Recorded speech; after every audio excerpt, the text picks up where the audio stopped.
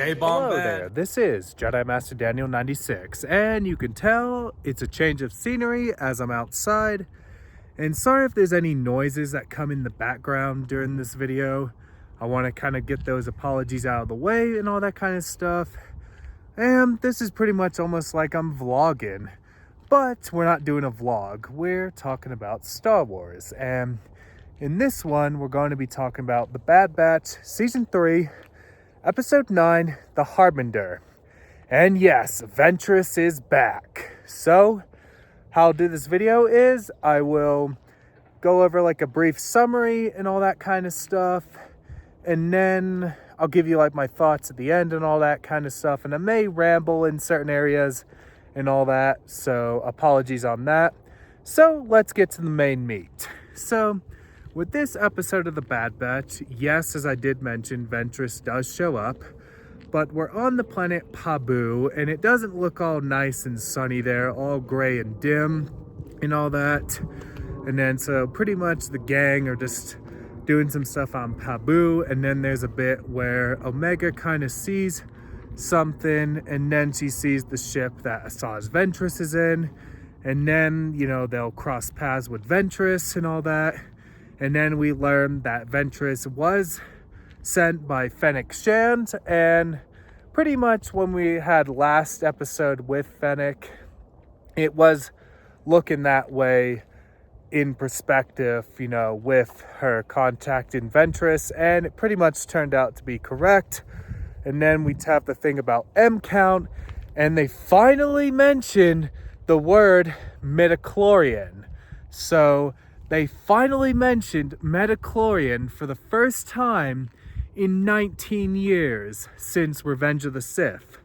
And speaking of midichlorians, go check out Scotty J-Ro of the Bombad Cast's video essay on midichlorians, which I'll link that down below. It's a pretty good one, so definitely go check that out.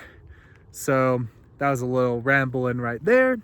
So with this, we do have bits where Ventress will train Omega in that, which, you know, in the end, Omega doesn't turn out to be like force sensitive, which I thought was a nice approach.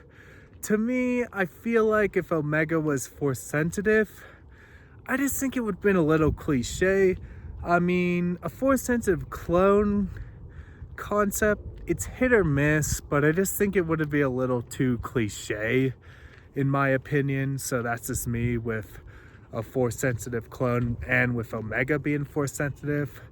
But I think it was a nice approach that she didn't turn out in the end to be force sensitive. And during the training, I did get some Last Jedi vibes when Ventress said to Omega reach out. It did remind me when Luke told Rey in The Last Jedi to reach out. So I did get those vibes there and that. And then there's bits kind of in the episode where the Bad Batch get the files of Ventress being part of the Separatists during the Clone Wars and all that. So you had that bit there. And then there's this bit where Omega and Ventress see the sea monster. And I know people pointed out on Twitter, kind of comparing Ventress and the sea monster to the bit when Ahsoka with her and the Purgles, you know, Ahsoka and the Purgles in Ahsoka. So I mean, I know people kind of pointed out there, so you did have Ventress kind of connect with it with the Force, and then there's a bit where they're underwater and Ventress has to save Omega and all that.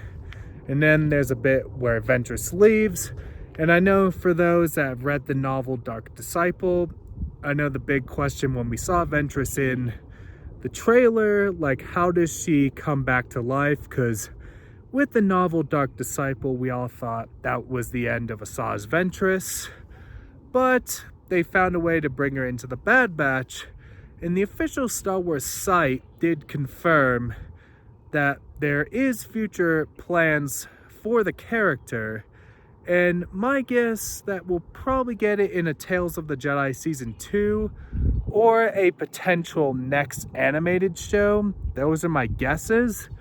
And an easy way that you could say Ventress survived is the Dathomir magic. So, I mean, it's a really simple explanation there. And then my rating of this episode is a 9.5 out of 10. I really did enjoy it, and it was nice to see Asaw's Ventress return. And can't wait for the next episode. That does it for me in this video. Don't forget to like this video, subscribe to the channel, comment what you think down below of this episode. Did you like this episode? What was your reaction of seeing Asaw's Ventress return? Let me know all that down below. Share this video, tell your friends to subscribe. Let's get to that 600 subscriber milestone. Follow me on Twitter, DanRS87, Instagram, JMD96_YT, Facebook, JediMasterDaniel96, and you can also follow me on Bluesky, JediMasterDaniel96. Have a great day, and may the Force be with you. Bye!